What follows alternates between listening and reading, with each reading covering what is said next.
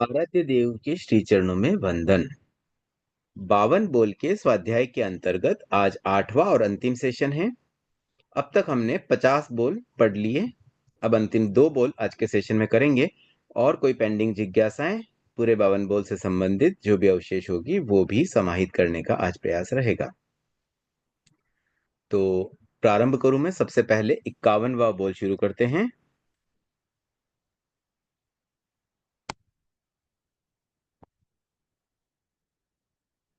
तेईस पदवी, कितने भाव कितनी आत्मा, 6 द्रव्य में कौन, 9 तत्व में कौन।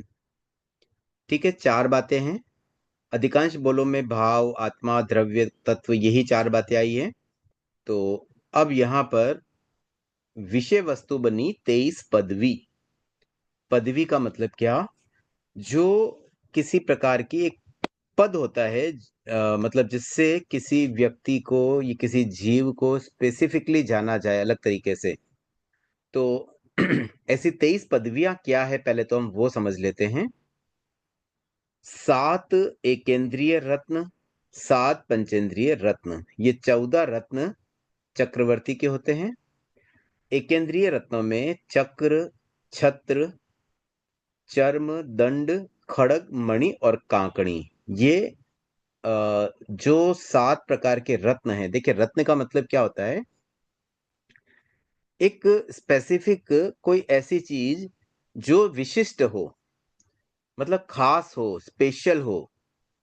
तो ऐसे सामग्री, कोई वस्तु की बात करें तो वस्तुओं में भी जो चुनिंदा, चयनित, एकदम सेलेक्टिव जो अच्छी अच्छी चीजें होती है ना, वो रत्नों में आएगी। उसके बाद जो 7 पंचेंद्रिय रत्न हैं वो मनुष्यों से या तिर्यंश आदि से संबंधित है। मतलब कोई बड़ा उसमें है, एनिमल हो सकता है, मनुष्य हो सकता है। तो ये रत्न कैसे, अगेन इसमें भी रत्न इसलिए कि जिस कैटेगरी की वो बात की जा रही है उस कैटेगरी में द बेस्ट, जो बेस्ट होगा वो रत्न कहलाएगा। तो ऐसे 7 पंचेंद्रिय रत्न होते हैं, जैसे सेनापति, गाथापति, बढ़ई, पुरोहित, स्त्री, गज और अश्व। तो ये 14 रत्न जो है एकेंद्रीय और पंचेंद्रिय के साथ साथ, ये तो है चक्रवर्ती के रत्न। तो इन्हें भी पदवी में लिया गया है। इसके अतिरिक्त तीर्थंकर, चक्रवर्ती, वासुदेव, बलदेव, मांडलिक राजा, ये जो है ना, ये भी एक तरह की पोस्ट समझ ले, पद है कि जो तीर्थ की स्थापना करते हैं उनको तीर्थंकर कहते हैं। जो 6 खंड के को जीत लेते हैं वो चक्रवर्ती है। जो 3 खंड को जीतते हैं वो वासुदेव है। बलदेव जो वासुदेव के बड़े भाई होते हैं।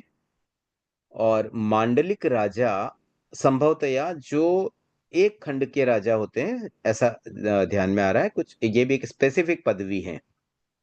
तो यूं कह सकते हैं कि चक्रवर्ती, वासुदेव और मांडलिक राजा में अगर कंपेयर करें तो चक्रवर्ती सबसे बड़ा, फिर वासुदेव और फिर मांडलिक राजा।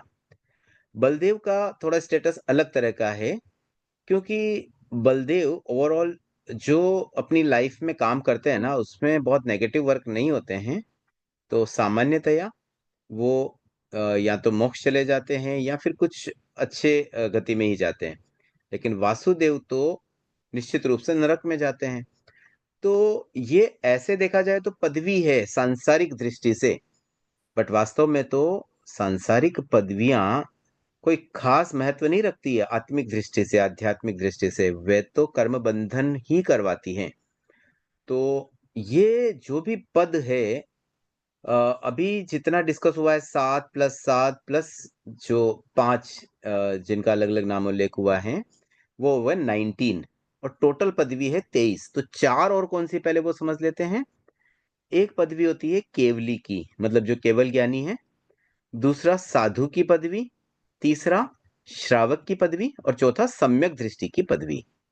तो ये जो 4 पदवियां हैं अंत वाली, ये थोड़ी पॉजिटिव जैसी लग रही है, क्योंकि इनमें वैसे तो देखिए तीर्थंकर भी हम पॉजिटिव लेते ही हैं, बट फिर भी तीर्थंकर पद एक्चुअली फर्स्ट कैटेगरी में ही लेना है हमें। 19 जो हमने पहले लिए, 7 एकेंद्रीय रत्न, 7 पंचेंद्रिय रत्न और तीर्थंकर, चक्रवर्ती, वासुदेव, बलदेव और मांडलिक राजा, ये 19 जो पदवियां हैं, वे थोड़ी नेगेटिव है, मतलब उनकी कामना करने की आवश्यकता नहीं है, उनकी कामना नहीं करनी चाहिए।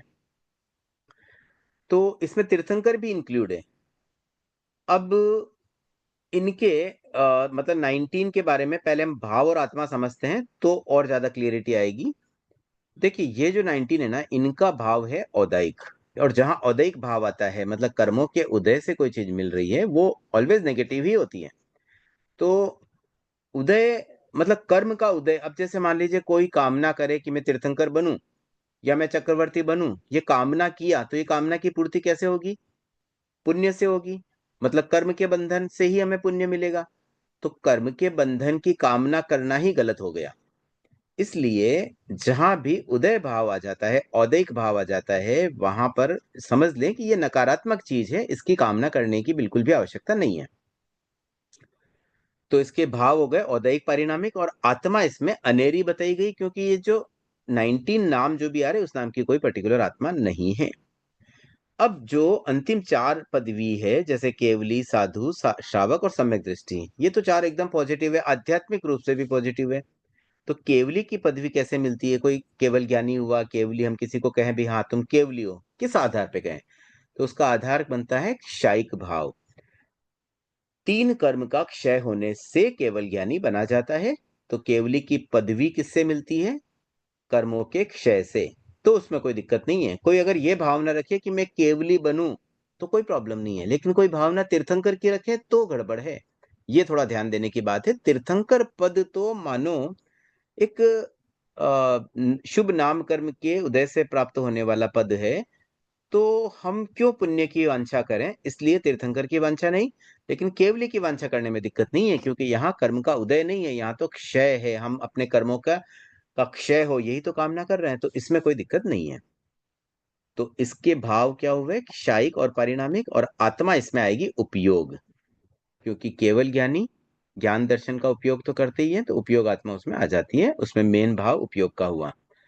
अब साधु की पदवी की बात करें तो देखिए, साधुपना अगर किसी को आता है, तो उसमें कौन सा कर्म का रोल है? सबसे पहले कर्म का नाम समझ लेते हैं, चारित्र मोहनीय। दर्शन मोहनीय, चारित्र मोहनीय, 2 पार्ट है मोहनीय कर्म के। इसमें भी स्पेसिफिकली साधु या श्रावक के लिए चारित्र मोहनीय काम का है। तो उस कर्म का क्या? उसका क्षय हो, क्षयोपशम हो, या उपशम हो, ये 3 चीजें होने पर, या 3 में से कोई एक चीज होने पर साधु की पदवी मिल सकती है। मतलब कोई व्यक्ति साधु अगर बन रहा है, तो डेफिनेटली चारित्र मोहनीय का क्षयोपशम, क्षय या उपशम अवश्य है। और उसके साथ में पारिणामिक भाव सहचर होने से 4 भाव उदय को छोड़ करके साधु की पदवी में लिए गए। आत्मा केवल एक चारित्रात्मा, क्योंकि चारित्र मोहनीय का संबंध चारित्रात्मा से हो गया। अब श्रावक की पदवी की बात करें तो यहां भी ऐसे साधु और श्रावक में जो डिफरेंस है वो है, वहां पूर्ण चारित्र है, यहां देश चारित्र, यानी कि पार्टली आंशिक चारित्र है। और आंशिक चारित्र जब होता है तो वहां पर उपशम और क्षय नहीं हो सकता। इसलिए यहां केवल क्षयोपशम भाव ही लिया गया है। और आत्मा में भी वैसे चारित्र आत्मा ही ली, लेकिन उसके साथ देश शब्द जोड़ दिया गया कि चारित्र आत्मा भी उसका वह पार्ट जो देश चारित्र जैसा है, मतलब देश चारित्र आत्मा। तो ये हो गई श्रावक की पदवी के भाव और आत्मा। अब सम्यक दृष्टि, इसमें देखिए सम्यक्त्व जब आता है, तो क्षायिक सम्यक तो हो सकता है, औपशमिक सम्यक तो हो सकता है, क्षायोपशमिक सम्यक तो हो सकता है। उदय से तो सम्यक तो आएगा नहीं। तो उदय को छोड़ करके बाकी 3 भाव और साथ में पारिणामिक लेने से 4 भाव सम्यक दृष्टि की पदवी के लिए हो जाएंगे। और आत्मा इसमें केवल एक दर्शन आत्मा आएगी। दर्शन आत्मा के भी वैसे 3 पार्ट है, हम यहाँ पर सम्यक दर्शन आत्मा भी ले सकते हैं, लेकिन दर्शन आत्मा भी ली जा सकती है। तो अब देखिए 23 पदवियों में 19 पदवियां तो हो गई नेगेटिव, और 4 पदवियां हो गई पॉजिटिव। जो भी पॉजिटिव पदवी है उसमें उदय भाव नहीं आएगा, बाकी जो नेगेटिव होगा उसमें उदय भाव आएगा। अब इनके द्रव्य 9 मतलब 6 द्रव्यों में कहा और 9 तत्वों में कहा, उस पर थोड़ी चर्चा कर लेते हैं। तो देखिए 19 पदवी जो है, जो उदय भाव से आती है, वो है 6 में जीव। ऐसे तो सभी पदवियां 6 में जीव ही होगी, क्योंकि पदवियां किसकी है? जीव की है। अजीव को तो कोई पदवी मिल नहीं रही है। तो जीव की अवस्था होने से पदवी को भी हम जीव कह देंगे। और अब ऐसे तो 23 ही 23 पदवियां, 6 में तो जीव हो गई। अब 9 में कौन क्या है? तो देखिए 19 पदवी जिसमें उदय भाव है, वहां पर उदय किसका है? नाम कर्म का उदय है। तो नाम कर्म का उदय होने से यहाँ आश्रव भी नहीं आएगा, यहाँ सिर्फ जीव तत्व आएगा। तो 9 में केवल जीव, न आश्रव आएगा। और संवर्ण निर्जरा मोक्ष का तो सवाल ही नहीं है, क्योंकि वो तो केवल पॉजिटिव चीजों में ही आ सकती है। केवली और सम्यक दृष्टि, इनमें जीव के साथ निर्जरा लिया गया, यहां पर संवर नहीं लिया गया। आश्रव तो आएगा नहीं, क्योंकि केवली सम्यक दृष्टि पॉजिटिव है। और मोक्ष भी नहीं, क्योंकि मोक्ष तो बाद की अवस्था है। तो यहाँ जीव और निर्जरा है, संवर नहीं आया, क्योंकि संवर का संबंध चारित्र मोहनीय से है। श्रावक और साधु में संवर ले लिया गया, तो उसका संबंध क्योंकि चारित्र मोहनीय से है, इसलिए यहाँ जीव और संवर इस तरह से आ जाएगा। तो ये हमने 23 पदवियों के बारे में भाव, आत्मा, द्रव्य और तत्व की चर्चा की। अब 52वां बोल प्रारंभ करते हैं। 9 तत्व के 115 बोलों की पृच्छा। पृच्छा का मतलब प्रश्न, उसके प्रश्न। तो अब उसमें क्या प्रश्न बनते हैं कि एक तो सावध्य निर्वध्य की बात आती है, कि इनमें कौन सावध्य है, कौन निर्वध्य है। फिर एक बात आती है, कौन आज्ञा में है, कौन आज्ञा के बाहर है। फिर एक तीसरा प्रश्न बनता है, कौन रूपी है, कौन अरूपी है। और उसके बाद अंतिम प्रश्न बनता है, इनमें से ज्ञेय कौन कौन है, हेय कौन कौन है, उपादेय कौन कौन है। तो ये प्रश्न की एक मानव श्रृंखला पृच्छा के रूप में आ गई। पृच्छा शब्द आया, उसमें ये प्रश्नों की पूरी श्रृंखला आ जाती है। तो सबसे पहले सावध्य निर्वध्य समझते हैं। देखिए सावध्य अगेन एक नेगेटिव शब्द है, निर्वध्य पॉजिटिव शब्द है। तो जहां पाप लगता हो, जिस प्रवृत्ति से पाप लगे, वह है सावध्य। अब देखिए जो 9 तत्व के 115 बोल हैं, जो 25 बोल में भी आता है, उसमें प्रत्येक के अलग अलग बोल कौन कौन से, पहले वो समझ लेते हैं। जैसे जीव के 14 भेद, तो 14 बोल तो हो गए जीव के। उसके बाद में अजीव के भी 14 प्रकार जो होते हैं। जीव के जो 14 प्रकार है वो कौन से हुए? सूक्ष्म और बादर, एकेंद्रिय के पर्याप्त और अपर्याप्त, 4 भेद एकेंद्रिय के हो गए। फिर द्विएंद्रिय के पर्याप्त अपर्याप्त, त्रिएंद्रिय के पर्याप्त अपर्याप्त, चतुरेंद्रिय के पर्याप्त अपर्याप्त, 6 और 4 10 हो गए। उसके बाद पंचेंद्रिय के 4 जो भेद आते हैं, उसका वर्गीकरण असंगी और संगी के रूप में होता है। असंगी पंचेंद्रिय के पर्याप्त अपर्याप्त और संगी पंचेंद्रिय के पर्याप्त अपर्याप्त, ऐसे कुल 14 भेद हो गए। फिर अजीवों के 14 भेद कौन से होते हैं? 6 द्रव्यों में से जीवास्तिक आय को छोड़ दें तो बाकी के 5 द्रव्य, उन सब में प्रत्येक के जो भेद हैं उसकी संख्या करने पर टोटल 14 भेद अजीव के आ जाएंगे।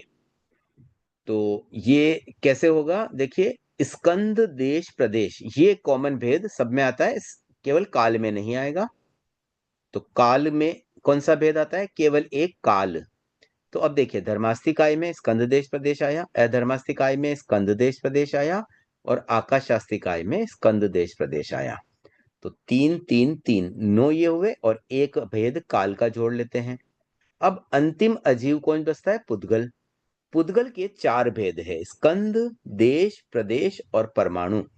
इन 4 को ऐड करने से ये 14 भेद अजीव के आ जाएंगे। एक बार स्कंद देश प्रदेश को भी वापस समझा देता हूं। देखिए कोई भी चीज जो फुल पीस हो, कंप्लीट सेट, मतलब जो जितना उसमें आपस में चीजें जुड़ जाए, जुड़ने के बाद जो फाइनल आउटपुट है, उस आउटपुट का पूर्ण भाग, एक कंप्लीट पीस, वो कहलाता है स्कंद। उसके बाद में उस स्कंद का एक काल्पनिक हिस्सा, जिसको तोड़ने की जरूरत नहीं है, केवल कल्पना से हमने हिस्सा कर दिया। जैसे विश्व के मतलब जो मैप होता है दुनिया का, वर्ल्ड मैप में हम डिफरेंट डिफरेंट कंट्रीज को ड्रॉ कर लेते हैं, ये इंडिया है, ये चाइना है, ये रशिया है।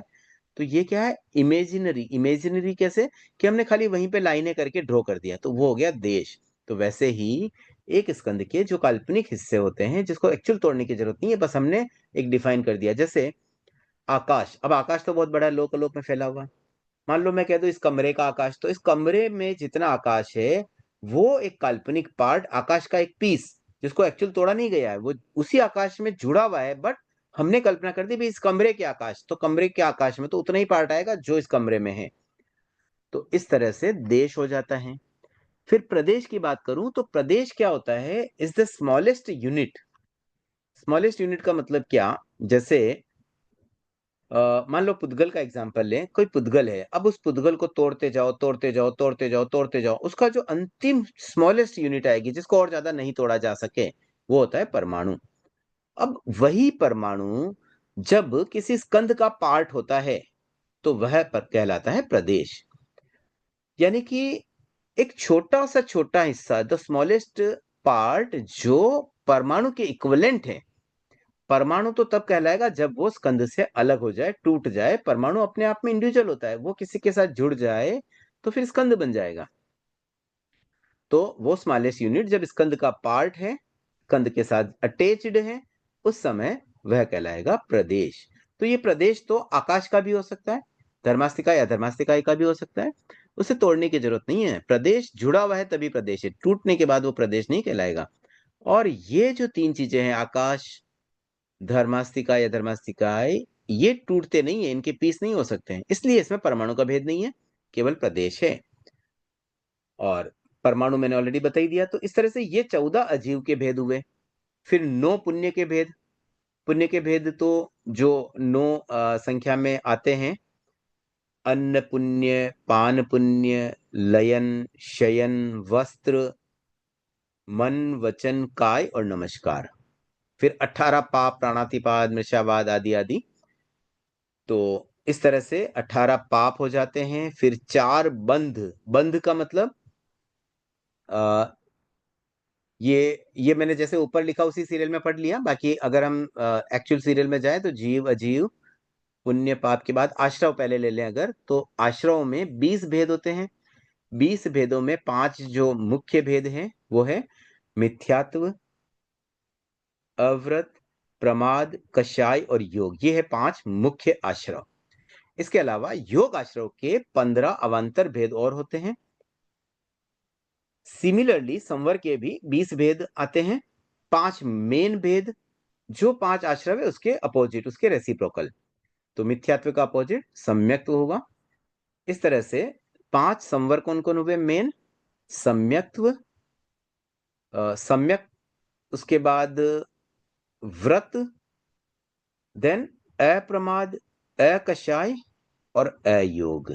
ये हो गए 5 संवर। फिर इनके भी अगेन 15 जो अवान्तर भेद होते हैं वो व्रत संवर के भेद होते हैं। तो ऐसे 20-20 भेद आश्रव संवर के हो गए। उसके बाद निर्जरा के 12 भेद हैं। जो 12 तप के प्रकार होते हैं वही 12 निर्जरा के भेद भी हो गए, जिसमें अनशन, उनोद्री आदि आ जाते हैं। और बंध के 4 भेद। अब ये बंध क्या होता है? जब कर्म आत्मा के साथ चिपकता है, बंधता है, जुड़ जाता है, उस समय 4 चीजें एक्चुअली सेट होती हैं। एक होती है प्रकृति, मतलब कौन सा कर्म बंध रहा है, द नेचर ऑफ कर्म। जो 8 कर्म के नाम आते हैं, ज्ञानावरणी, दर्शनावादी आदि, उनमें से कौन सा, या उनके जो सब डिवीजन आते हैं उनमें से कौन सा, ये सब प्रकृति बंध में निर्धारित हो जाता है। उसके बाद है स्थिति बंध, मतलब ड्यूरेशन, कितने समय वो कर्म फल देगा। फिर अनुभाग बंध, मतलब उसका पावर कितना है, हाउ पावरफुल इज दैट कर्म, मतलब वो बहुत तीव्र परिणाम देगा या मंद परिणाम देगा। फल में जब उदय में आएगा तब उसका जो प्रभाव रहेगा वो तीव्र है कि मंद है, इस तरह की तड़तमता, मतलब तीव्रतम, तीव्रतर, तीव्र, ऐसे अलग अलग लेवल हो सकते हैं। तीव्र में भी कम ज्यादा, फिर मंदता में भी कम ज्यादा। तो उस तरह से ये सेट होता है अनुभाग बंध में। और अंतिम है प्रदेश बंध। प्रदेश बंध में ये निर्धारित होता है कि क्वांटिफिकेशन, मतलब कितनी क्वांटिटी हमें कर्म वर्गणा के पुद्गलों की लेनी है, तो वह संख्या क्योंकि उसमें नंबर ऑफ प्रदेश हो गए। वर्गणा, कर्म वर्गणा जो पुद्गल है उसके प्रदेशों की संख्या। तो ये संख्या वाली चीज प्रकृति प्रदेश बंध से निर्धारित होती है। तो यूं कह दें कि स्थिति और अनुभाग तो मानो क्वालिटी को रिप्रेजेंट कर रहे हैं और प्रदेश क्वांटिटी को रिप्रेजेंट करते हैं। तो ये हो गए चार बंध। और फिर मोक्ष के चार प्रकार में ज्ञान, दर्शन, चारित्र, तप, जो मोक्ष के चार मार्ग है जिनसे मोक्ष को अचीव किया जा सकता है। तो ऐसे टोटल 9 तत्वों के 115 भेद हो जाते हैं। अब इनमें से निर्वध्य कितने, सावध्य कितने? तो देखिए, जो अजीव होते हैं, अजीव न सावध्य होते हैं न निर्वध्य होते हैं, क्योंकि सावध्य निर्वध्य तो जीव ही हो सकते हैं। इसलिए अजीव के भेदों को पहले हम ले लें। तो 14 अजीव, 9 पुण्य, 18 पाप और 4 बंध, ये सावध्य निर्वध्य दोनों ही नहीं होते हैं। इसके साथ में 14 जीव को और ऐड किया गया। क्यों ऐड किया गया? क्योंकि 14 जीव के जो भेद है वो सांसारिक अवस्थाएं हैं और नाम कर्म के उदय से जीव को प्राप्त होते हैं। तो यहां पर कोई प्रवृत्ति रूप नहीं है। तो जहां प्रवृत्ति रूप नहीं होता है वहां पर मोहनीय कर्म का उदय अनुदय का भी प्रश्न नहीं आता है। इसलिए ये केवल बस प्राप्त हुए हैं। अब इसमें सावध्य निर्वध्य वाली कोई बात नहीं है, बस ये तो कर्म के उदय से वो जीव को वैसी अवस्था मिल गई, दैट्स इट। इसलिए उन्हें भी हमने संसारी अवस्था होने से सावध्य निर्वध्य दोनों में नहीं लिया। तो ऐसे टोटल हो गए 59 बोल। 14 जीव, 14 जीव, 9 पुण्य, 18 पाप और 4 बंध, इनकी टोटल करेंगे तो 59 आएगा। ये 59 बोल तो सावध्य निर्वध्य दोनों ही नहीं है। अब आश्रमों की बात करें तो 20 आश्रव। देखिए, ऐसे तो आश्रव सावध्य ही होते हैं, बट योग आश्रव में शुभ योग अशुभ योग दोनों होने से शुभ योग वाला पार्ट निर्वध्य भी हो सकता है। इसलिए उससे हम फिलहाल केवल जो सावध्य है उसमें नहीं लेंगे। तो जो 16 आश्रव है योग वाले छोड़कर, मतलब 5 बेसिक आश्रव में एक तो 5वां योग आश्रव है ही, और जो 20 अवंतर भेद है उसमें मनोयोग, वचन योग, काय योग वाले 3 भेद और आते हैं। तो ये 4 योग से संबंधित आश्रवों को छोड़ दें तो बाकी के 16 आश्रव तो सावध्य है, कंप्लीटली सावध्य है। लेकिन जो 4 आश्रव है उसमें शुभ और शुभ दोनों योग होने से सावध्य निर्वध्य दोनों हो जाते हैं। शुभ योग निर्वध्य है, अशुभ योग सावध्य है। अब जो बचे हुए हैं संवर, निर्जरा और मोक्ष के भेद, 20 संवर, 12 निर्जरा और 4 मोक्ष के भेद, टोटल 36। ये सारे के सारे निर्वध्य ही है, इसमें सावध्य कुछ भी नहीं। ये सारी पॉजिटिव है, प्योर पॉजिटिव है। संवर, निर्जरा, मोक्ष में कुछ भी नेगेटिव नहीं है। तो नेगेटिव किसमें आया? केवल आश्रव में। मतलब आश्रव तो सारे नेगेटिव ही है, बस उसमें भी योग आश्रव सावध्य निर्वध्य दोनों आया। बस ये बात हमें ध्यान रखनी है। तो 115 का वर्गीकरण किस तरह से हुआ कि 59 सावध्य निर्वध्य दोनों नहीं है, 16 केवल सावध्य है, 4 सावध्य निर्वध्य दोनों है और 36 निर्वध्य, ओनली निर्वध्य। अब सेकंड प्रश्न आता है कि 9 तत्व के 115 बोल, इनमें से कौन आज्ञा में, कौन आज्ञा के बाहर? अब ये आज्ञा में होना क्या और आज्ञा के बाहर होना क्या? देखिए, जो बात केवल ज्ञानियों ने कही है, तीर्थंकर ने कही है, या स्पेसिफिकली कहूं तो भगवान महावीर ने कही है, क्योंकि हम अभी भगवान महावीर के शासन में हैं। तो जो बात भगवान ने कही वो सब आज्ञा में, जो बात उन्होंने नहीं कही वो सब आज्ञा के बाहर।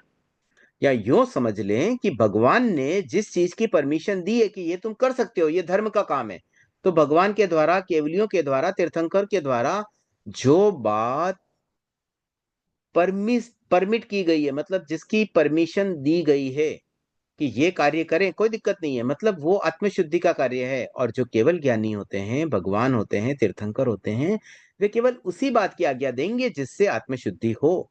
वे कभी भी किसी अन्य बात की आज्ञा नहीं देंगे, वे सांसारिक कार्यों की आज्ञा नहीं देते हैं।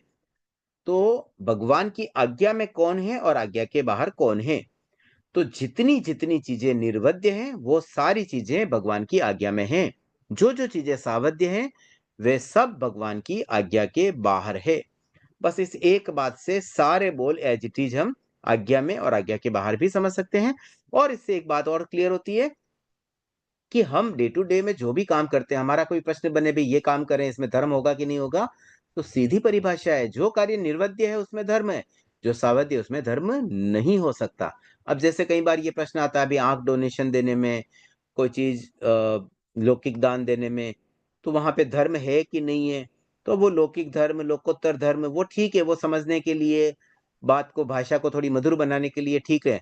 बट अल्टीमेटली तो हमें यही समझना पड़ेगा कि जो सावध्य कार्य है वह सब आज्ञा के बाहर है और वह सब धर्म में नहीं आते हैं। आध्यात्मिक धर्म ही असली धर्म है। धम्मो मंगल मुक्किटम अहिंसा संयम मोतव। तो इसमें अहिंसा संयम तब को धर्म बताया गया है। अब ऐसे लोक व्यवहार में हम संसार धर्म में और भी शब्दों के साथ धर्म जोड़ करके उसको धर्म की संज्ञा भले दे दे, लेकिन जो मूल आत्मा का धर्म है, आध्यात्मिक धर्म है, वही हमें मोक्ष ले जा पाएगा, वही हमारी आत्मशुद्धि में साधक बन पाएगा। तो उस धर्म को अगर हम समझना चाहे तो क्लियर है कि केवल लोकोत्तर धर्म ही आध्यात्मिक धर्म होता है। तो यहां भी ये ध्यान रखने की बात है कि जो आज्ञा में है बस वही धर्म है, जो आज्ञा के बाहर है वो धर्म नहीं है। तो सावध्य निर्वध्य की तरह ही हमें आज्ञा में और आज्ञा के बाहर वाले प्रश्न का उत्तर भी खोजना होगा। उसके बाद 115 बोलों में रूपी कितने, अरूपी कितने। अब देखिए यहां पर रूपी अरूपी की जहां बात आती है तो एक ही रूल याद रखें कि पुद्गल रूपी, अन्य 5 द्रव्य अरूपी। तो पुद्गल अगर रूपी है तो पुद्गल से संबंधित 9 तत्वों में क्या, तो 9 तत्वों में 4 टोटल भेद है जो अजीव के हैं। यहां हम बात करनी है हमें पुद्गल की। देखिए अजीव के भेद होना, पुद्गल के भेद होना, इन दोनों में भी अंतर है। कैसे अंतर हुआ? क्योंकि 6 द्रव्यों में से 5 अजीव है, उसमें से पुद्गल तो केवल एक है। तो 4 द्रव्य तो अजीव होते हुए भी पुद्गल नहीं है। तो हमें यहां पर केवल पुद्गलों को लेना है रूपी में। तो देखिए जो जीव है, जीव से संबंधित जो भेद है, उन 5 भेदों में, मतलब जीव, आश्रव, संवर, निर्जरा, मोक्ष, अब इनके टोटल भेद कितने हुए? 14 जीव के भेद, 20 आश्रव के, 20 संवर के, 12 निर्जरा के और 4 मोक्ष के। तो ये टोटल भेद जो 70 भेद हो जाएंगे, ये तो अरूपी ही है क्योंकि जीव अरूपी होता है। लेकिन अजीव से संबंधित जो 4 भेद है उनमें देखिए अजीव, पुण्य, पाप और बंध। अब देखिए पुण्य पुद्गल से बना है, कर्म पुद्गल होते हैं, पाप भी पुद्गल से बना है और बंध भी पुद्गल का ही हो रहा है। तो पुद्गल से संबंधित ये 3 तो क्लियर बोल आ गए। तो इन 3 को भी हम क्लियरली किस में लेंगे? रूपी में लेंगे। पहले हमने जीव से संबंधित को अरूपी में ले लिया था 70 बोलों को।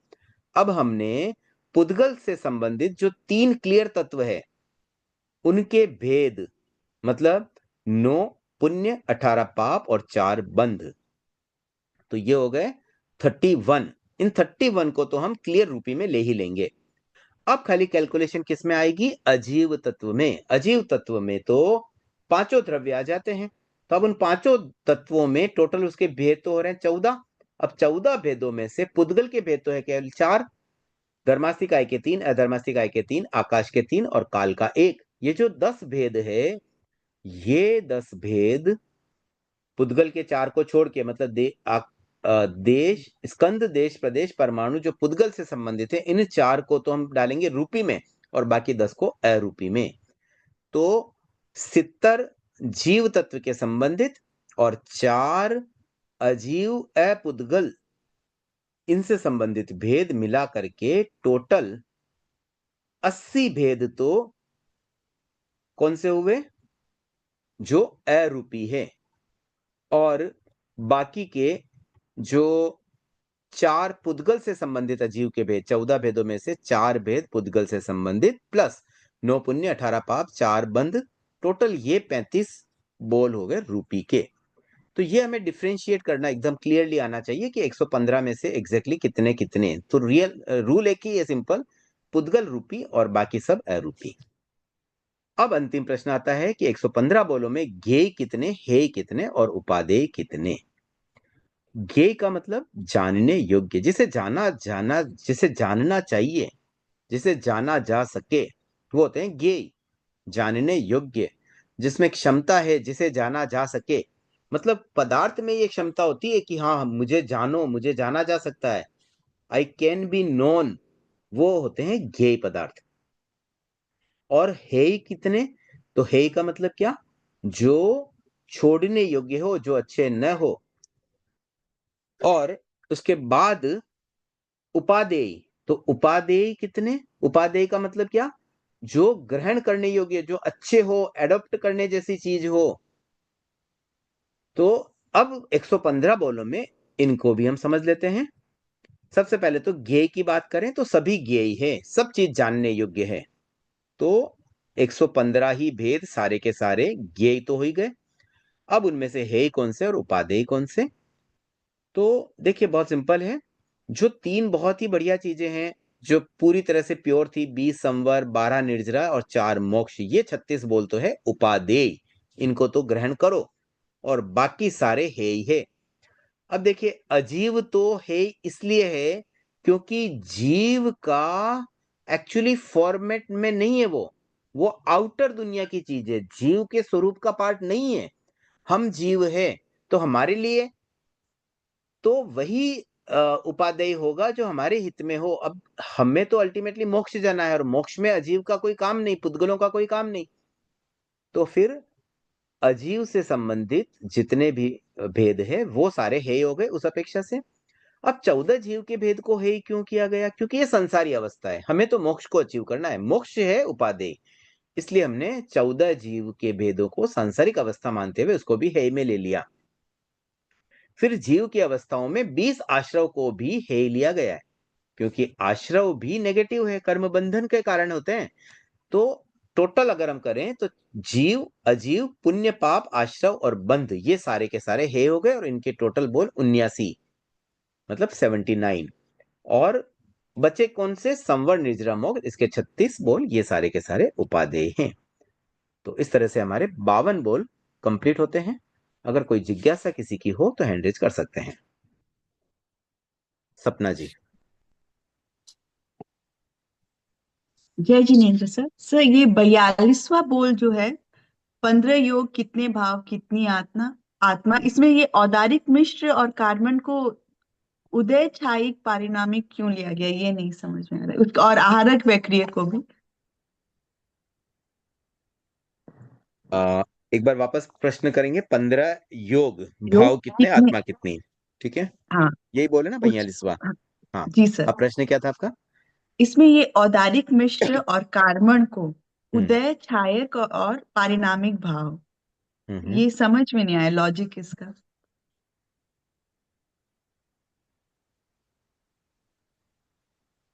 ओके, देखिए इसमें उदय भाव इसलिए लिया गया क्योंकि औदारिक योग, ये जो हो रहा है, उदय भाव तो हो ही जाता है क्योंकि शरीर उदय में, उदय से ही प्राप्त हुआ है। औदारिक शरीर, नहीं, औदारिक एक मिनट। मिश्र है अच्छा, ना सर। औदारिक मिश्र की बात आ रही है। ओके, देखिए औदारिक मिश्र और कार्मण योग ये कब होता है? दो परिस्थितियों में होता है। एक अंतराल गति में और एक ना ये केवल समुद्र। समुद्र घाट के समय। हाँ, और भी होता है। केवल औदारिक मिश्र में तो 4 परिस्थितियां होती हैं। हाँ हाँ, वो तो जो शरीर एक बार बनाते हैं सपना ना। जी, सपना जी को बोलने देते आहार। हैं। अच्छा सपना सॉरी। जी का चल रहा है ना प्रश्न। हाँ, आप बताएं। हाँ, औदारिक मिश्र चार परिस्थिति में, जब एक बार जब जीव जन्म लेता है हम्म। तब, सेकंड जब वो वक्रीय लब्धि करता है, थर्ड जब वो आहारक लब्धि का यूज करता है, और फोर्थ जब केवली समुद्र घाट ठीक करता है, तो देखिए जब वो जन्म के समय की स्थिति आती है ना, उस समय उदय भाव है। है। वैक्री लब्धि के प्रयोग में भी उदय भाव है, क्योंकि लब्धि का प्रयोग भी उदय भावी होता है, नेगेटिव होता है लब्धि का प्रयोग। और केवली हाँ। समुद्घात के दौरान वहां औदारिक मिश्र और कार्बन दोनों हो सकते हैं। उस समय ये क्षायिक भाव है, वहां उदय भाव नहीं है। इसलिए यहां पर उदय और क्षायिक दोनों भाव लिए गए हैं औदारिक मिश्र और कार्बन के लिए। सर नहीं समझ। अच्छा चलिए, आपकी जिज्ञासा ना आफ्टर सेशन रख लेते हैं। पहले हम आज के लेसन से संबंधित जिज्ञासाएं ले लेते हैं, फिर इसको थोड़ा और डिटेल में कर लेंगे। वनीता जी। हाँ, आज हमने कहा कि ये जो लास्ट बोल कर रहे थे कि जीव ना तो सावध्य है ना निर्वध्य है,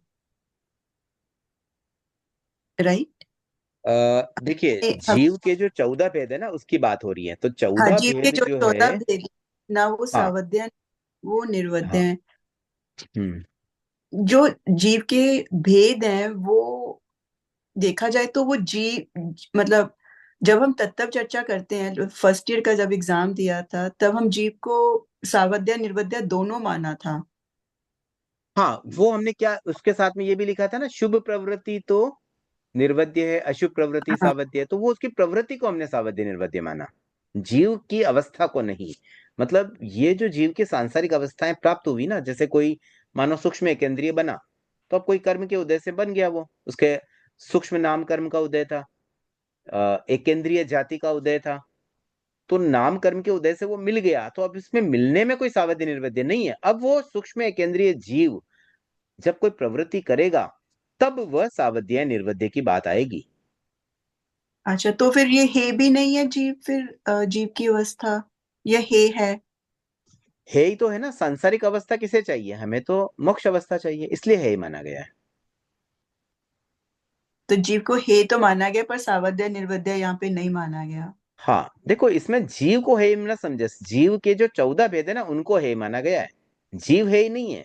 जीव की ये जो 14 अवस्थाएं हैं, जो 14 भेदों में आती है, सूक्ष्म एकेंद्रिय से लेकर के संगी पंचेंद्रिय तक के जो 14 भेद है, उन भेदों को हे माना गया है। मतलब वो सांसारिक अवस्था होने से उनको हे माना है। हाँ, तो यही प्रॉब्लम है। जब हमने फर्स्ट ईयर का एग्जाम दिया था वहां पे जीव को हे माना था, मतलब तब जीव को वहां पे हे मानने की फिर क्या जरूरत थी, अगर हम जीव को आ, मतलब जैसे आप कह रही हो कि सावध्य निर्वध्य दोनों नहीं, ये समझ में आता है। देखिए, पर वहां पे 52 बोल में 9 तत्वों के 115 भेदों की परीक्षा है। यहाँ हाँ, 9 तत्वों की परीक्षा नहीं है।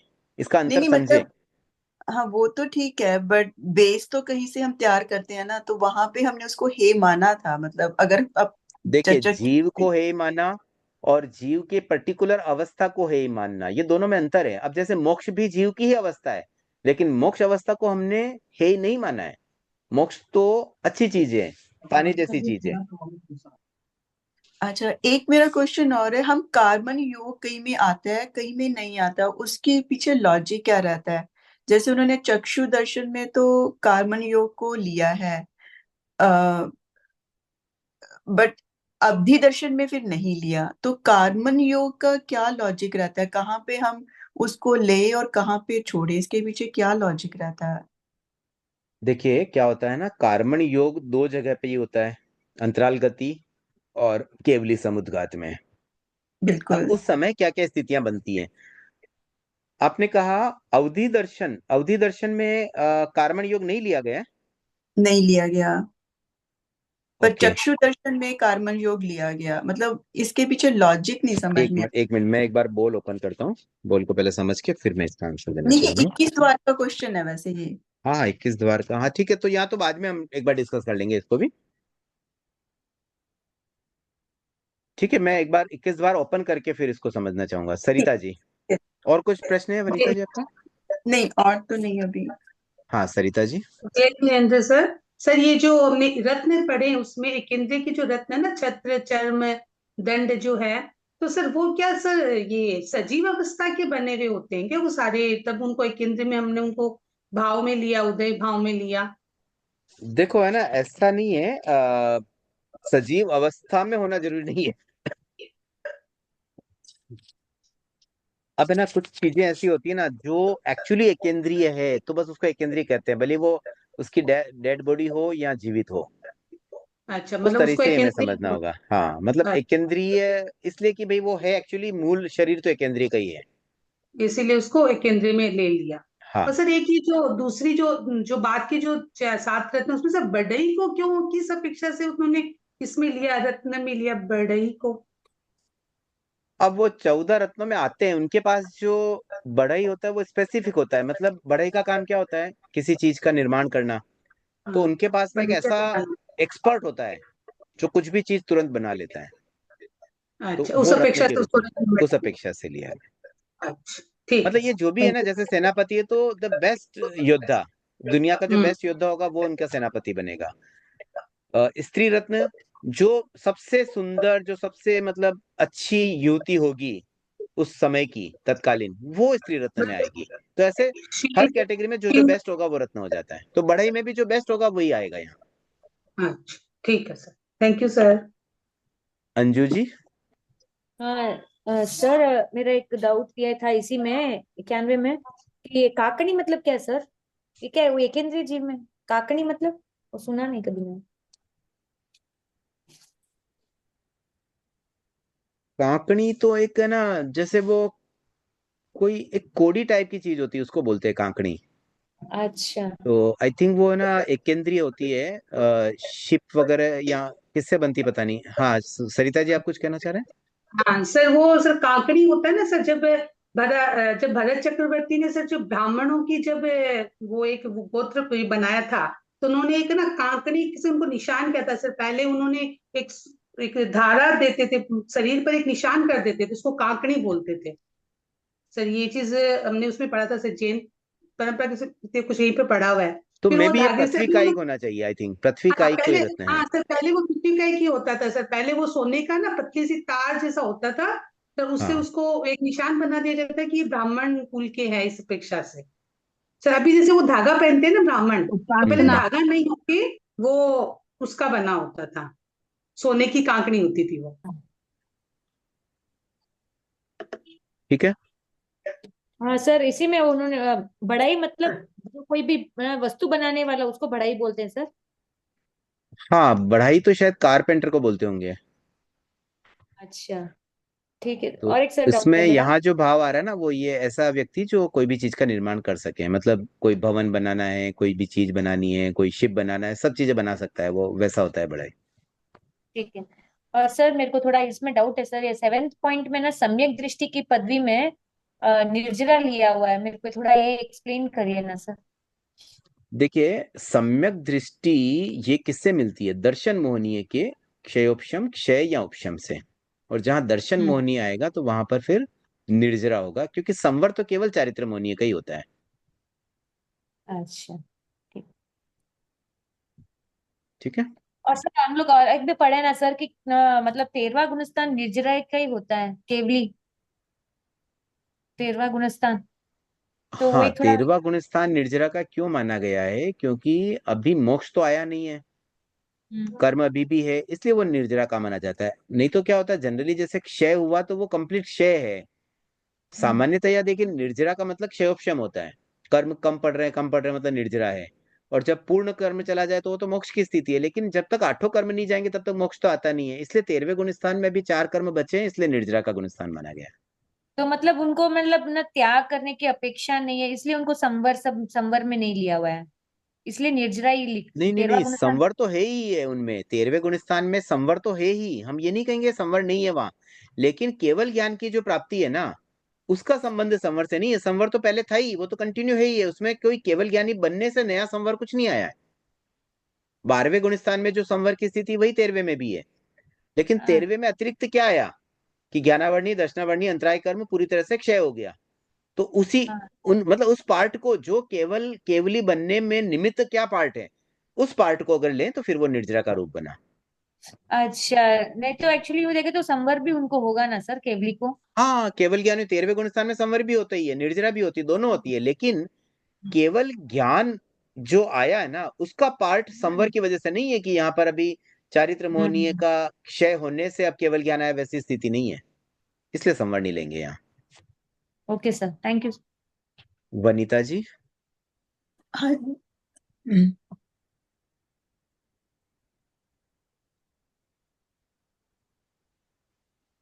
हाँ, और कुछ प्रश्न है आपका?